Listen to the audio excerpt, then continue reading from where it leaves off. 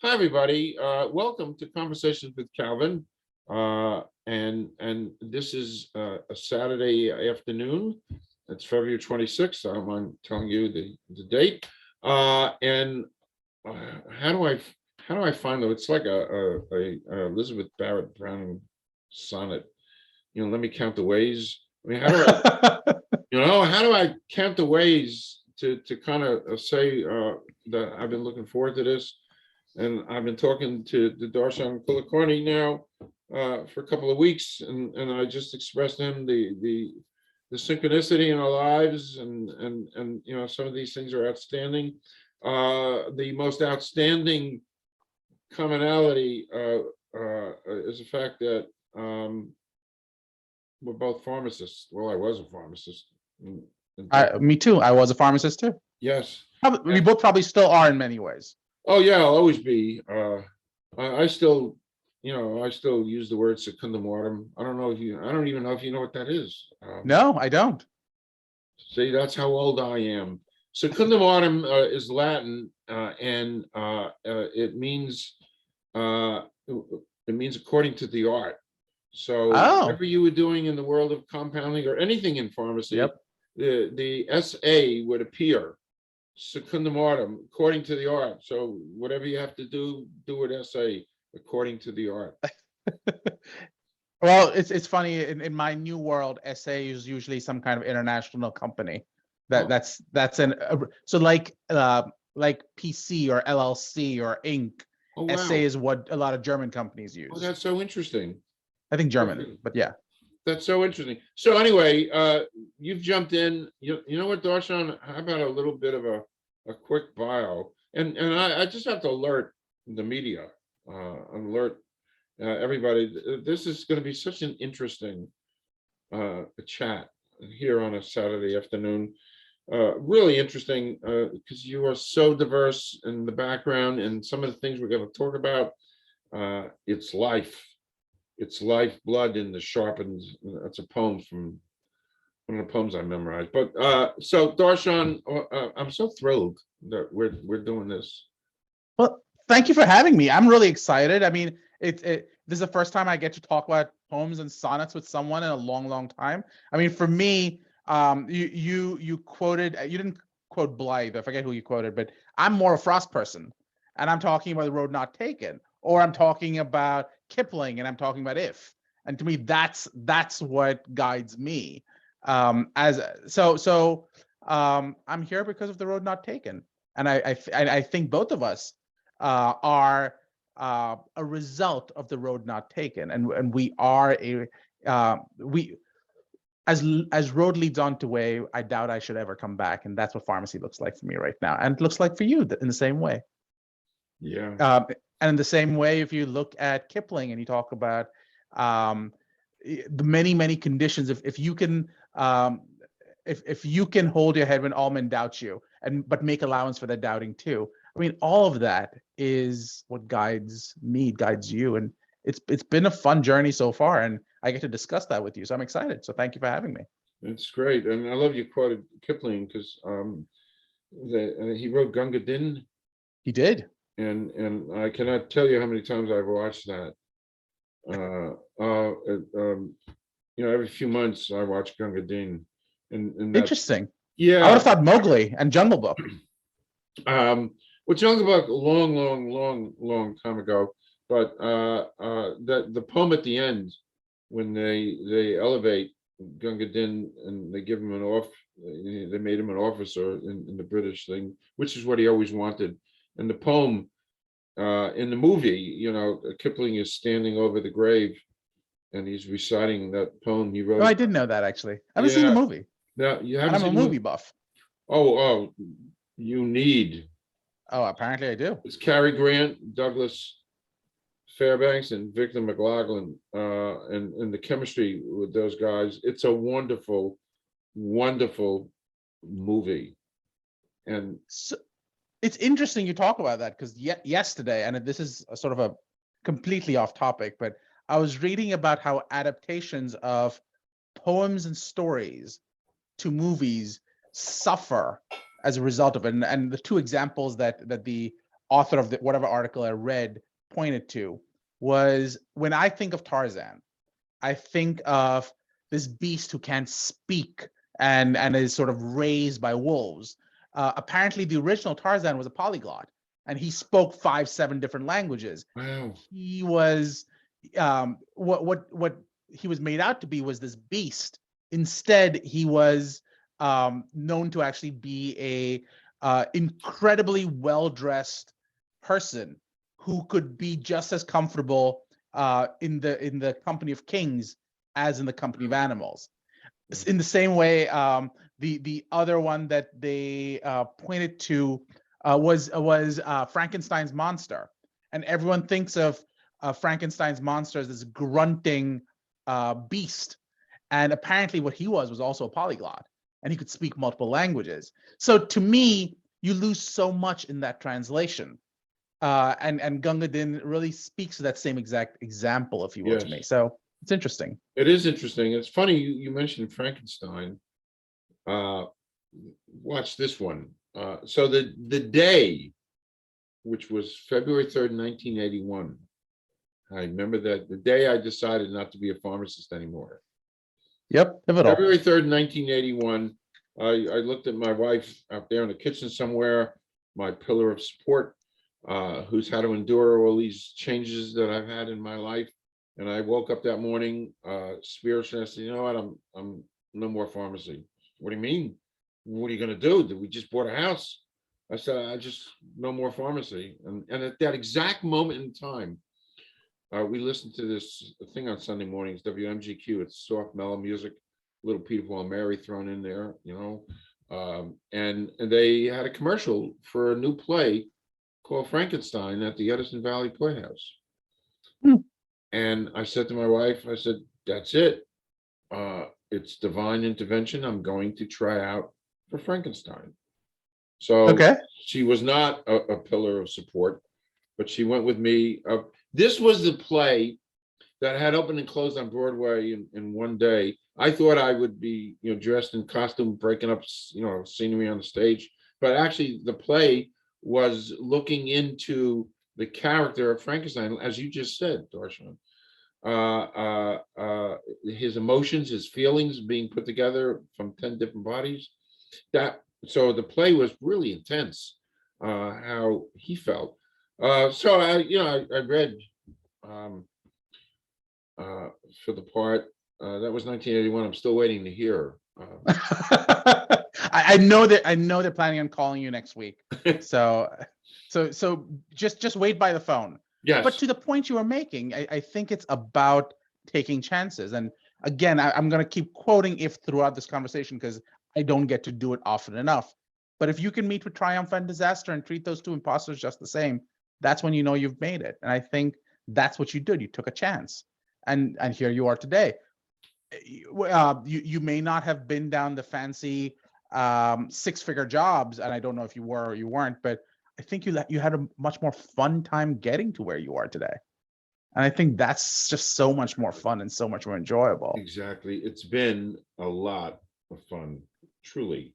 I mean, look what I'm doing now. This is great stuff. Yeah, it really is. And you know, we're sitting down here and this is such a highlight for me because your background, if I didn't say it when we began, you know, not only are you a pharmacist, but you're an amazing lawyer. And you're very kind. You all know, and you know, you've done. It's funny. I read. I think it's about 12 pages here. I think I told you this the first time we talked. About 12 pages describing some of the things you do.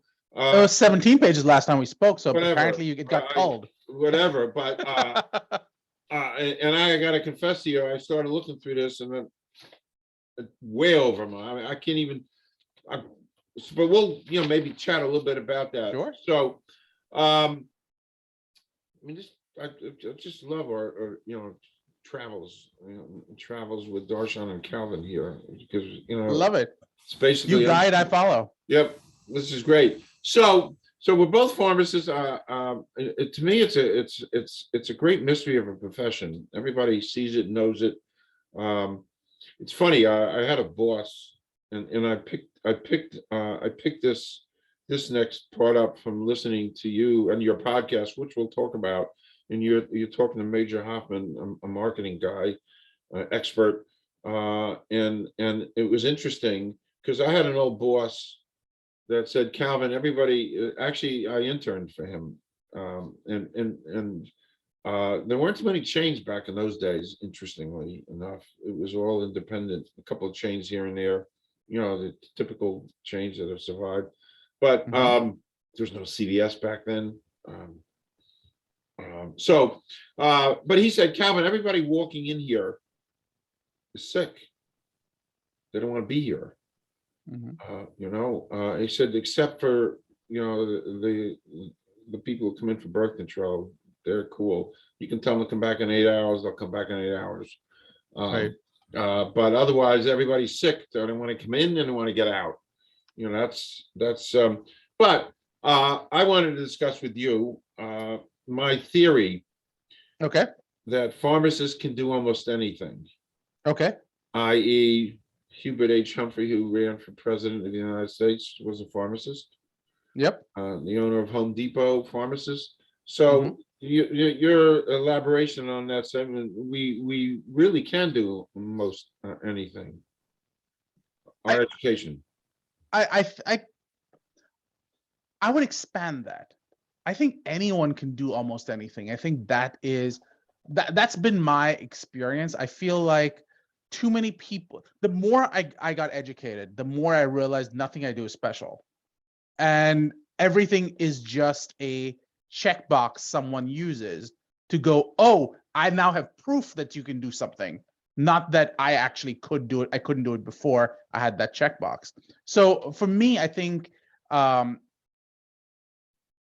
pharmacists are special because we went through the training to demonstrate that we can do something.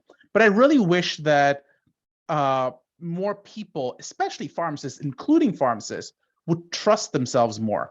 All of us are so used to taking the safer road and going, I want a job that pays me, that I can take care of my kids, and I think that's wonderful. I think there's a role and there's a place for that. But I think you should do that because that makes you happy, not because that's the only road available to you, because there's so many more roads. And the reason I say all of that is to come back to the point you're asking, which is pharmacists can do so much. Why are we not doing all of it that we could do? Why not be, I think it's the army, isn't it? Be all that you can be. Yes. So Yes. I think that's really where we want to be. And as a pharmacist, we are the drug experts. Well, we've let so many people eat our lunch, figuratively and literally. I mean, literally, as in when the chain, a lot of the chain drugstores literally did not allow us to have lunch when we were working a 12-hour, 16-hour shift. And we were okay with that. The COVID has changed that, but we literally let the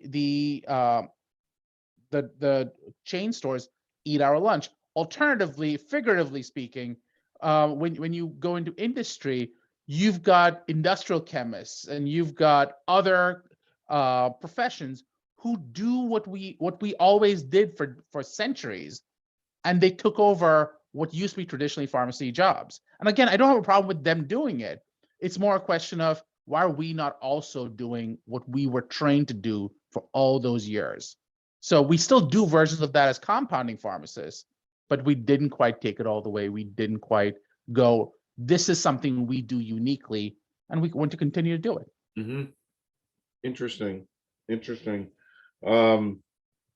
I marvel at the changes that I see. We had an independent pharmacy open up, which is kind of rare in my town, and literally this 9:05 I was there with my refills, my prescriptions. Just I was so excited.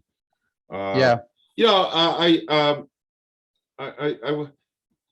for the life of me, of being, having grown up as an independent pharmacist most of my life, and you're sixth generation. I'm a sixth generation pharmacist, absolutely. which is, I can't even process that. I'm a Well, I second. don't know. I could be more generations. I just couldn't Wow. go back far enough. Wow. By the way, did that background, the five generations that preceded you kind of gear you and kind of move you to becoming a pharmacist? I'm pretty sure it did. Now, what I mean by that is, it wasn't just about becoming a pharmacist. I spoke about being a sixth generation pharmacist, but the last two generations actually were involved in running pharmaceutical companies. So what I learned from that is that every business, doesn't matter what business it is, runs off of three major legs: the technical aspects of the business, the legal aspects of the business, and the business aspects of the business. I went to pharmacy school, so I had the technical aspects of the business down because I knew I wanted to be in the business of saving people's lives, of improving patients' lives. So I knew that from a technical aspects perspective, I had to get my Pharm.D. Then went back. I knew that the legal aspects, I had to go get my JD. I grew up in India, so I landed up getting going out and actually learning final accounting, journals, ledgers, financial statements, profit P&L statements, blah blah blah. And then I went back and knew that my at least when I graduated from pharmacy school from Philadelphia College of Pharmacy, my degree was more geared towards a clinical pharmacy degree. So we were learning about how to interpret lab values and stuff, which was great. But I didn't feel like I had a strong enough background in industrial pharmacy. So I went back to Temple College of Pharmacy and got a master's in quality assurance regulatory affairs. Oh, wow. And I did all of this, and I realized that I didn't still have a handle on how to deal with the complexity of patients that we deal with now. So I went back and got a fellowship in interprofessional geriatric care. I also wanted to understand how governments and courts look at what we do. So I went back, got a clerkship in the Eastern District of Pennsylvania, clerk for a federal court judge. So to the point you're making, it played a huge role in the direction I chose, but it was always the direction I was going to go. I remember being a 8-year-old, and I've been told that if your dad is a lawyer, dinner table talk around your dinner table is talking about the law. If your mom's a teacher, the dinner table talk is about teaching. In my family, growing up as an 8-year-old, I remember talking about selling pharmaceuticals as an 8-year-old. Wow. Wow. So yeah, it definitely played a role. And I can tell you that without exception, I have dozens of cousins. I can't think of a single one who does not have a healthcare pharmaceutical background. Wow. It's great. That's just great, that history. I'm looking at a picture behind my computer of my mother and my uncle, Harry. He was a pharmacist and an old-fashioned bloodletting pharmacist. Back in his day, they used to. I read an article about him not too long ago. They used to do bloodletting in the pharmacy. I mean, Yep. Yeah. I never knew that about him, but he's the reason why I became a pharmacist, because my mother said you got to be like your uncle, and I had no choice in the. Why like your uncle though? Why him? Well, because he was smart and brilliant, and he was a good soul, and my mother wanted me to be like him. Not like my father. My father was an old-fashioned shoe salesman, so my mother wanted my Uncle Harry to be my role model. Interesting. And What so did your dad think about that? my dad was cool. He was like Peter, Paul, and Mary blowing in the wind. And Interesting. yeah, and I have a lot of respect for salespeople, which is why I asked that question. One of my favorite people in this world is my cousin's husband, and he is by far the best salesperson I know. And sometimes I do weird things. Like I'll go, this is an impossible task. Let's see if you can sell your way out of it. And he's done things that I didn't know were possible. I'll give you an example. I was in India. He's in India. And for those people, for if someone else, so if someone from my family listens to this, I'm talking about Vicky. But he is. I remember probably about 6 years ago. I wanted to fly back from India. All the flights were completely full, and I knew that I couldn't get the flight because I tried calling and I was told that you couldn't do it. And I said, Vicky, can you call, see what happens? Because I know that you can't do it. It's like, what do you mean? It should be simple enough. So he said, I'll call, I'll let you know. A couple of days later, he's like, nothing happened. It's fine. I went, all I needed was the flight to be postponed. Preponed. So I went on the day that my flight was, and I was like, I'm here. She's like, well, there's a problem. I'm like, what's the problem? We preponed your flight like you asked. And I'm just like, wait a second, how do you even pull that off? So they fixed it for me. But the point was, salespeople have this ability to connect, to talk to someone in a way that you will understand. And to me, it's so admirable. So I love, I'm sure your uncle was amazing. And as a pharmacist, as both of us, as pharmacists, we can respect him for that. But I wouldn't see your dad in a worse off way for it. And Not at all. Yeah. No, not at all. It's funny you mentioned sales. So when I left pharmacy, it took a few months, and I went into a career of sales. Yes, you did. And I learned. I became a pretty good salesman. And when I taught at Rutgers, I tried to infuse some of the things that I learned in my 25 years as a salesman. I wanted to help kids navigate life. And one of the things I try to teach is life is a sale. Everything you do in life, every word you say, every conversation you have, everybody you meet, it's a sale. You're selling them on why the Eagles are a great football team, and they're selling you, no, they're not. And life is a sale, and it's an art, and it's a gift, and I agree with you 100%, and I really wish people would understand that. I remember having a conversation with someone from let's say a healthcare university, and talking about how there's a need to educate people in sales in the life sciences. And the person I was talking to looked at me like I had said the most foul-mouthed thing in the world, because salespeople were beneath the health sciences. And I've never lost respect for someone so quickly, because I tended to think of him as a really smart person. But to think that sales doesn't deserve respect because you're in health, or in you're in the science part of it, ignores the tremendous reason that we're allowed to do, that we can do science. The only way we can do science is because we have the money to do it, and the only way we have the money to do it is because sales enables that. Correct. And far be it from me, when I taught, it was a great thrill for me, because I always, for the last 15 years of my life, as I became enlightened in doing the things I'm doing, I felt this generation, the last couple that are coming through, needed a little bit more what I call navigating life. And part of that navigation of life is the practical side of communication.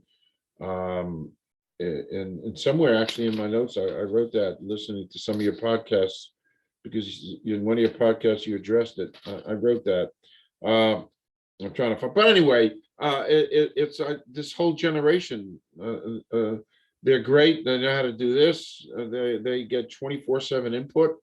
I never had that. I mean, and they're a marvelous generation and thinking of all the things they can do. But one of the things they can't do is navigate life and networking. And so it's somebody talked about, I don't know if it was Major Hoffman, talked about networking, how important it is.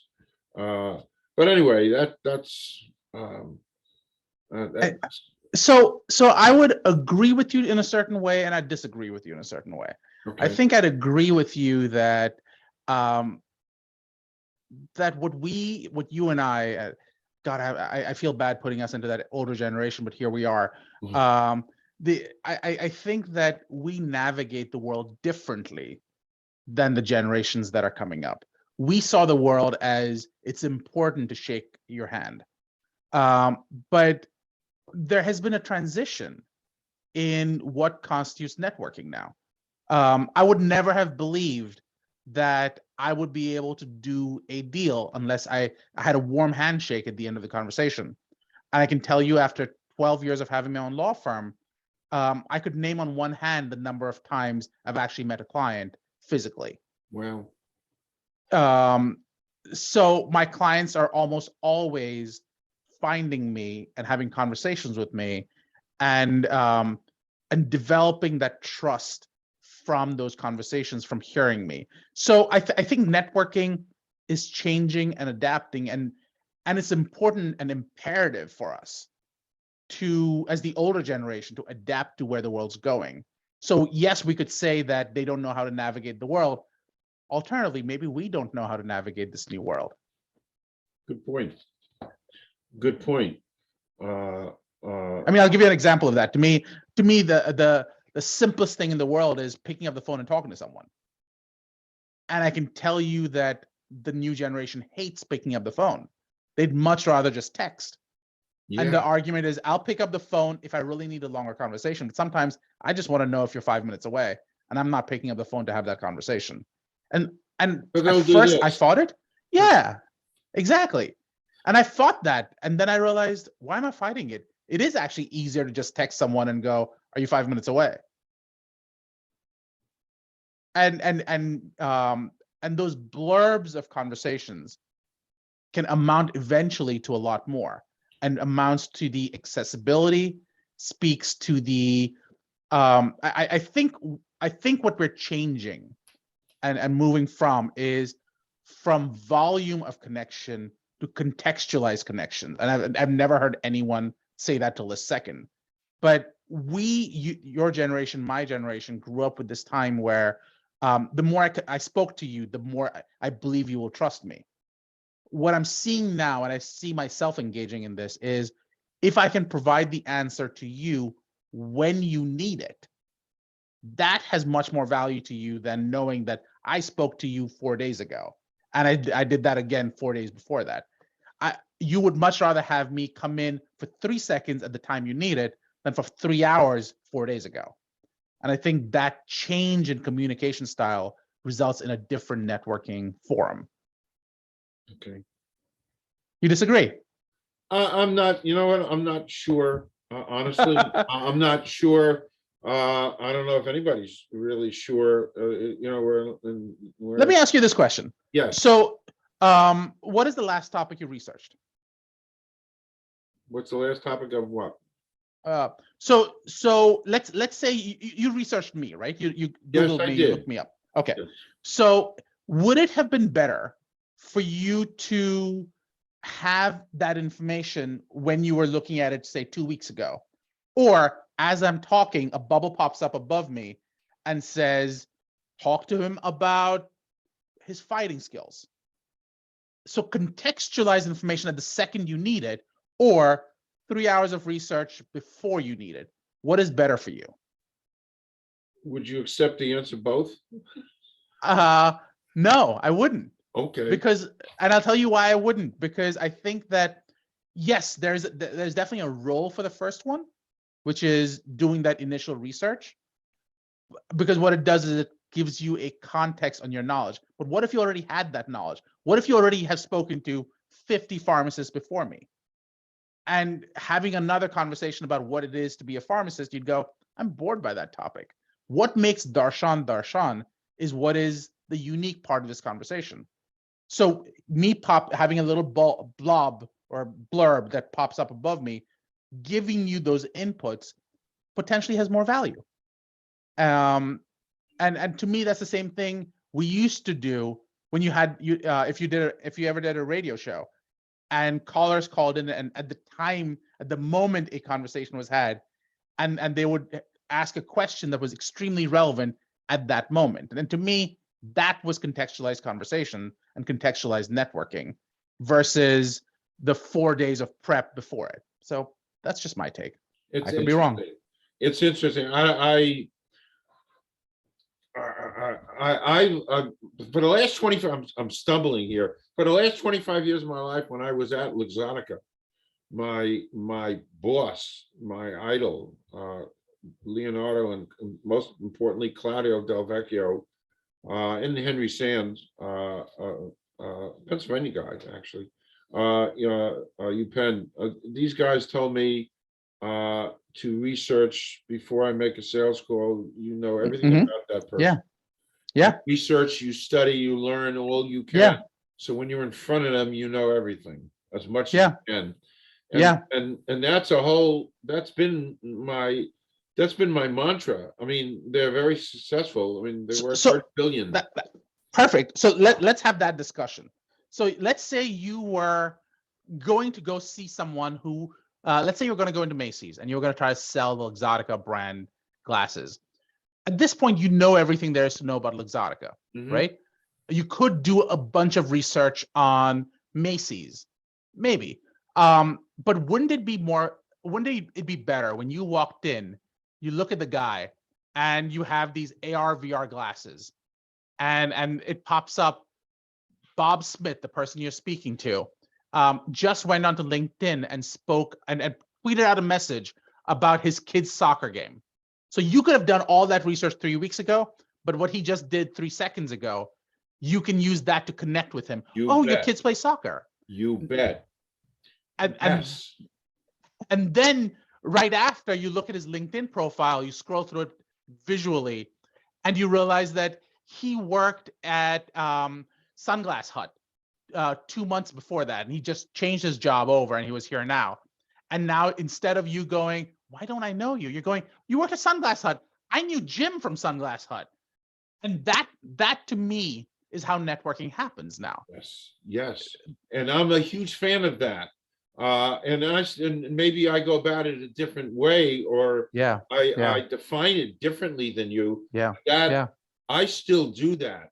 Right. And exactly. I still do that. I always did it. And actually, I teach a course.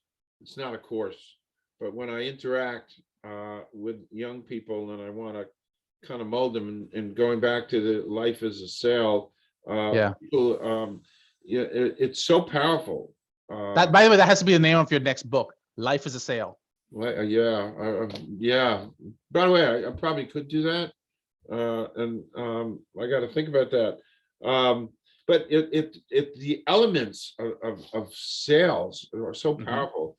Like, and I took probably 50 courses, 50 over my 25 years at Luxottica. They prided themselves in making their associates and their regional managers like me as good as we can be. Of course, I didn't appreciate it then. Because, right. I don't want to sit for 2 days. I didn't, but I did. But now looking back, some of the stuff that I retained is like, oh wow, and it's everyday stuff. Like if I go, one quick example, if I'm going, I would probably assume you're kind of a driver type personality. Oh, you think? Okay. And you like to be in charge, and well, is that right? Well, okay. I'm just kind of taking that. Possible. But if I'm calling on you and you're a driver type personality, this is so interesting. And this is what I learned and what I teach to kids. And it's all in the wording. It's such a fine, it's all in the wording. So if I go to you and say, I have this, I'm going to even get a prop here. I have this frame. I think you would do great if you put this into your store. I think you'd do great. And if he's a driver type personality, or she is a driver type personality, and I say you would do great if you had this. Drivers have to be in control.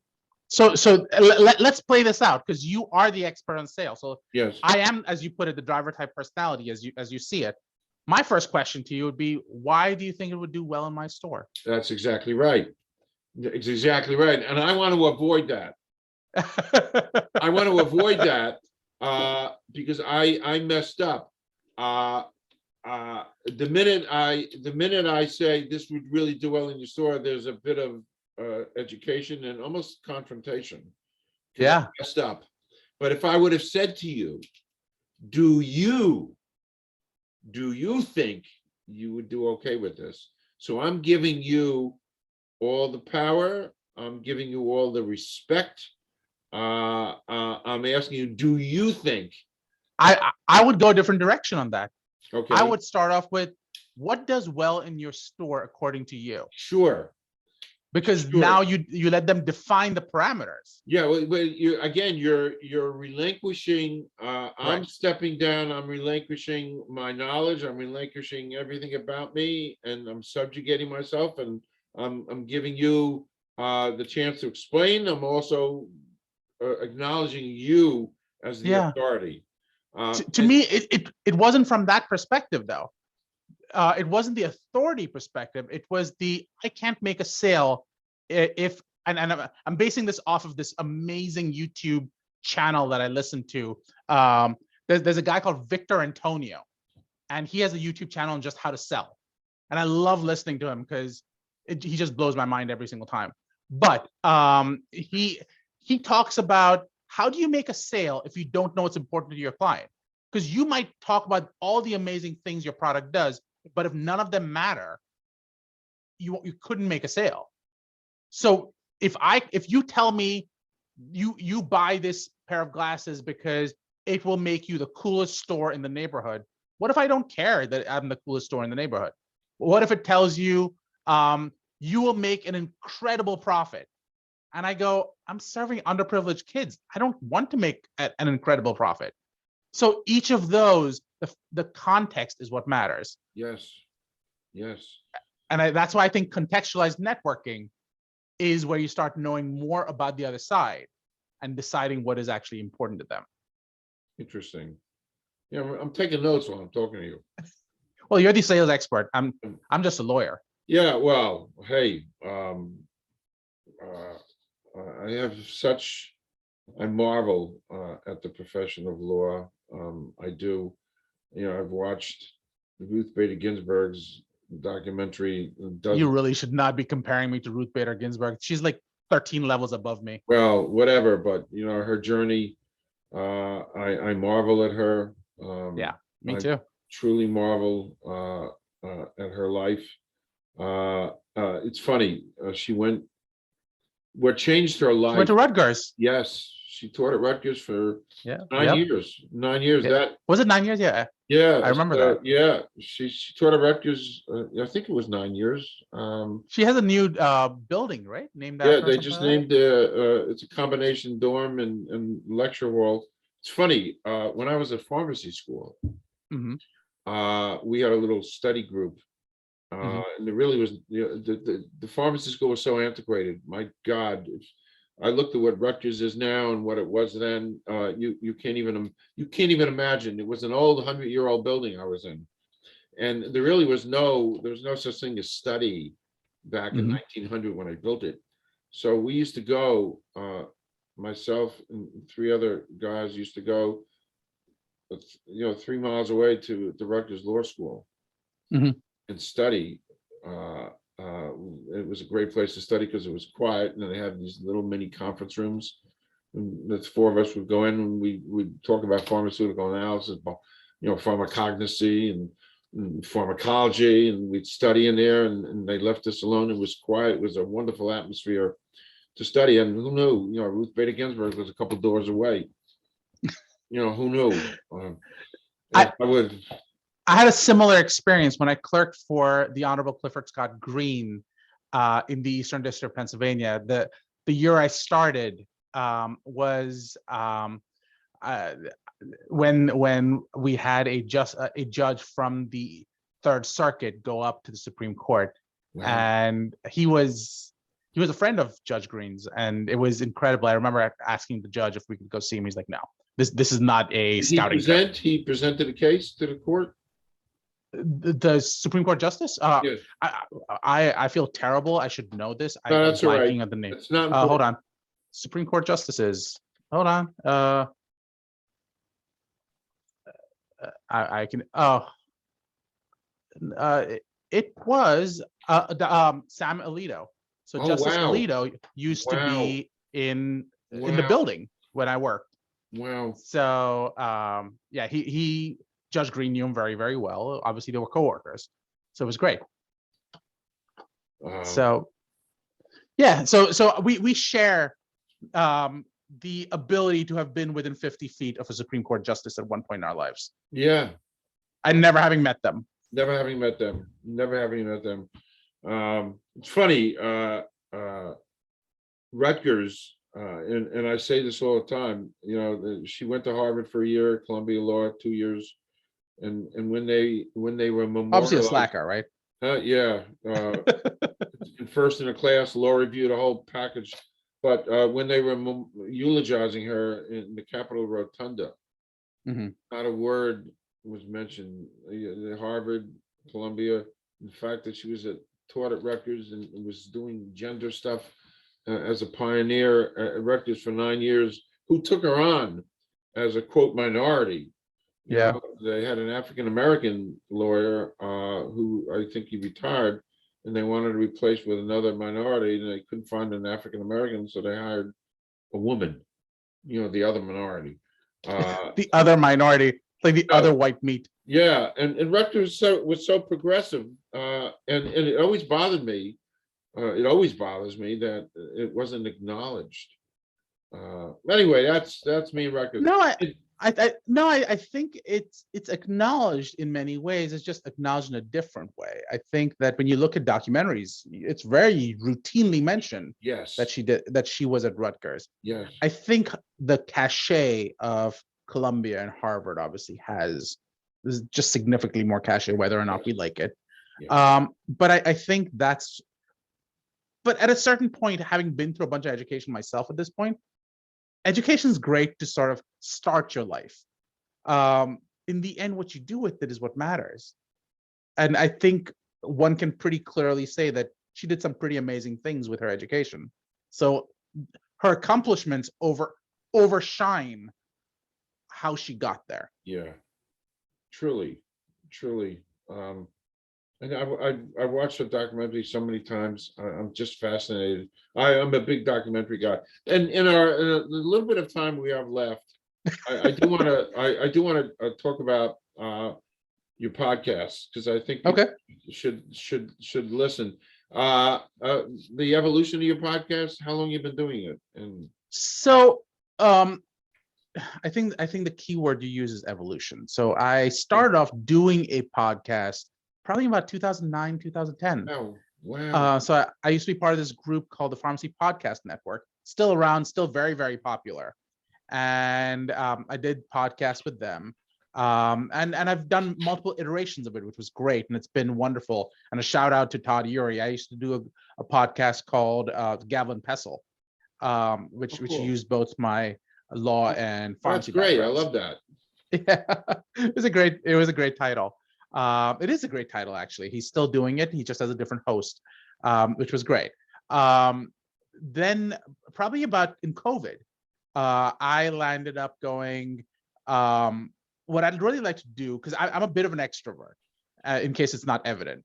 So I like talking to people, and COVID was just playing havoc with my thought process. So I reached out to friends and said, would you like to just have a conversation where we'll talk about you? And that's where it came about. I see it as a dinner party conversation, exactly similar to what you and I are doing, just shooting the breeze. There's nothing planned, it's just a conversation. And it tends to be on the life sciences, and it tends to be on issues that pop up. I mean, we've discussed everything from bioethics, things like yesterday's conversation was about influencers. So social media influencers, what role do they play in healthcare? And is it a good role or is it a bad role? Is Kim Kardashian a good thing for your healthcare? Which is a weird topic to think about. But that's the type of conversation I might get into. Alternatively, I had a conversation with someone about the bioethics of access to drugs. I had another conversation about there's this Alzheimer's drug that got approved by the FDA, which is great, except CMS came out of nowhere and went, we're not going to pay for it in every scenario. We're going to pay for it in only very, very specific scenarios. But what is the implication of that? So each of those might be a topic we get into.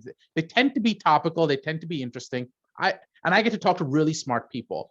So this started probably about October 2020. Wow. So this is all new. This version of yes. the podcast. So the podcast started off in that version as Darshan Talks in October 2020. It started off 5 days a week. And I initially tried prepping for it, and I realized I don't actually enjoy prepping for it. These are friends. These are smart people. We can both wing it. We can both talk about it. If I come into a conversation too prepared, I lose this spirited discussion because I'm just trying to get on to the next point. So I found myself having these amazing, incredible conversations with incredibly smart people. And I'm still doing it 2 years later, a year and a half later. I just had someone look into it. I think I've got 430 recordings.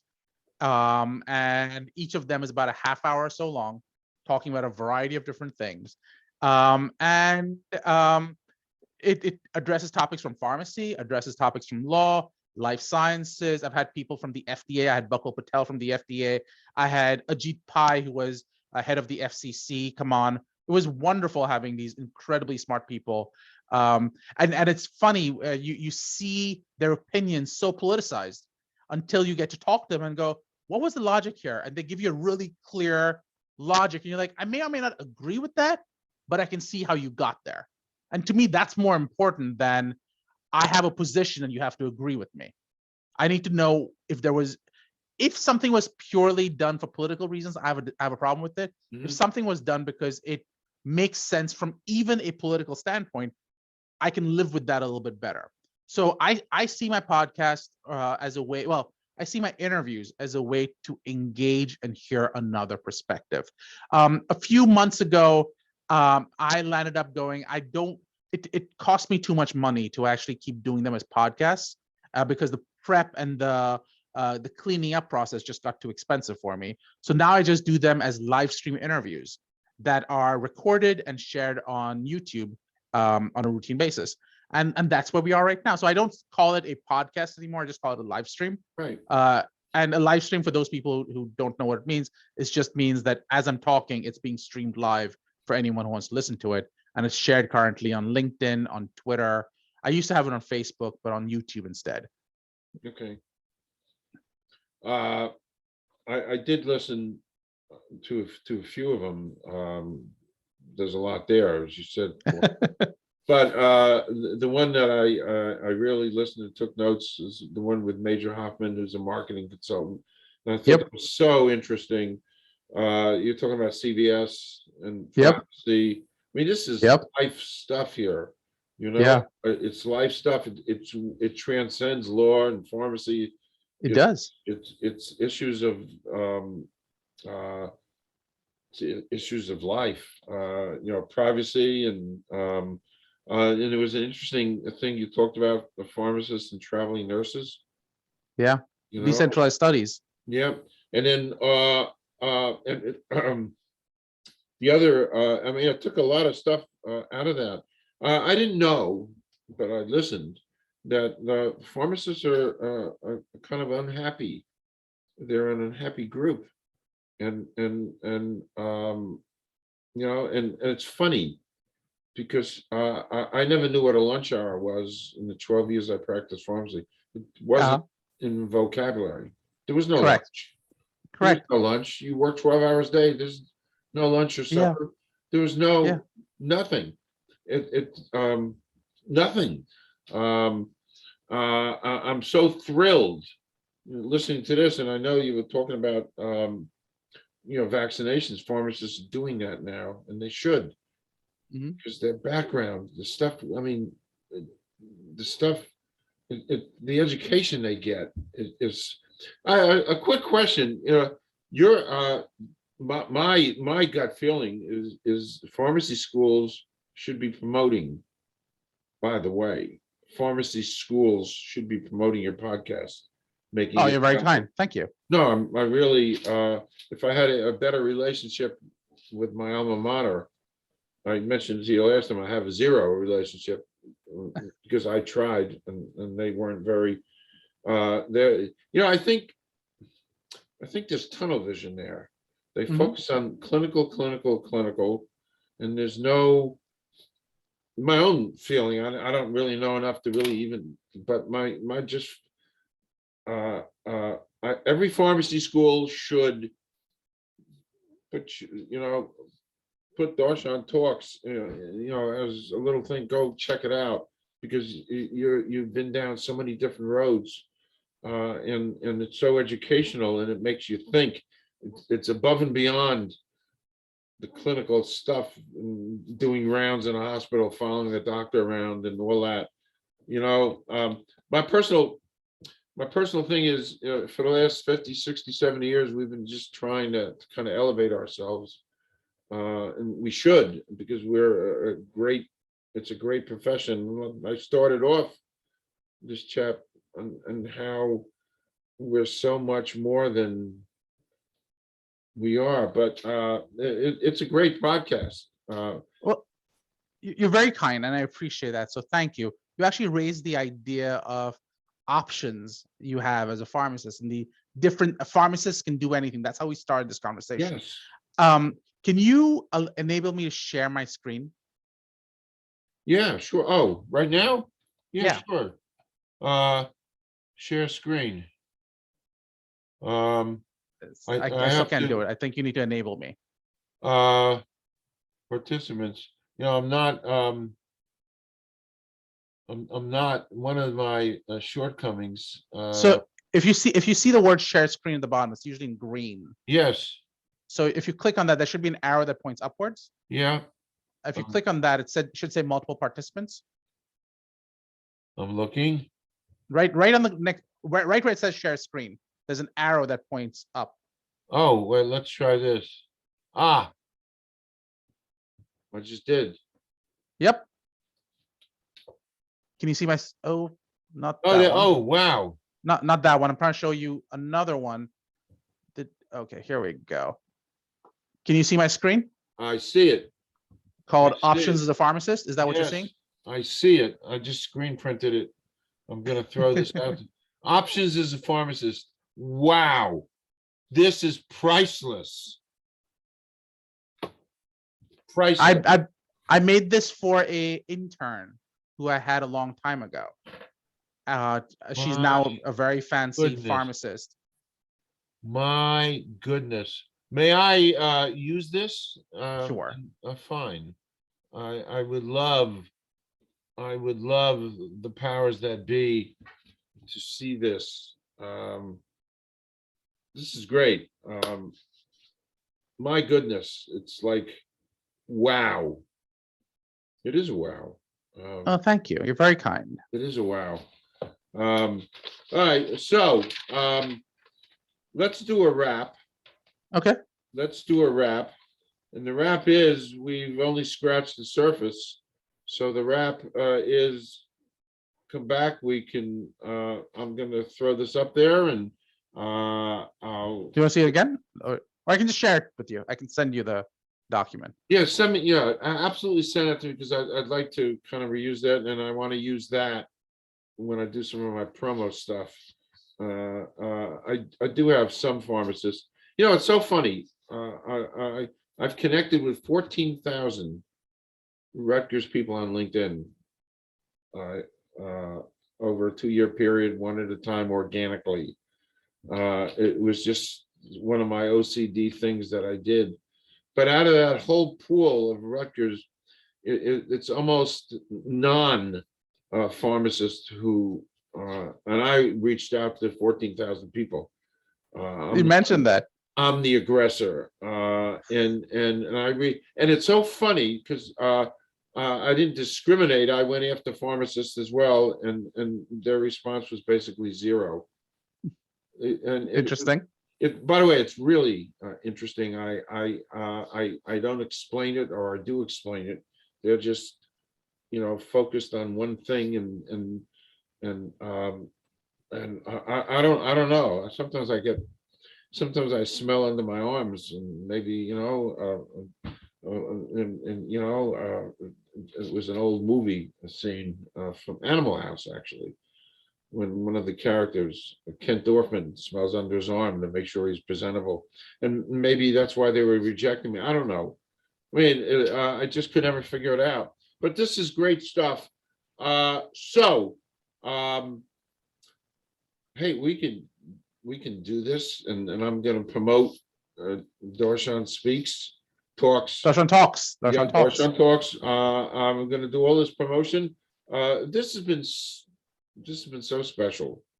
This has been wonderful for me as well. So thank you for having me on. I appreciate it. And we'll talk when we go off air. Come back, and who knows? Maybe we can pioneer something. Because this is and there's so much more I wanted. It'll wait. Thank you so much, Darshan. Thank you for having me. I appreciate it. This has been great. And to be continued. To be continued.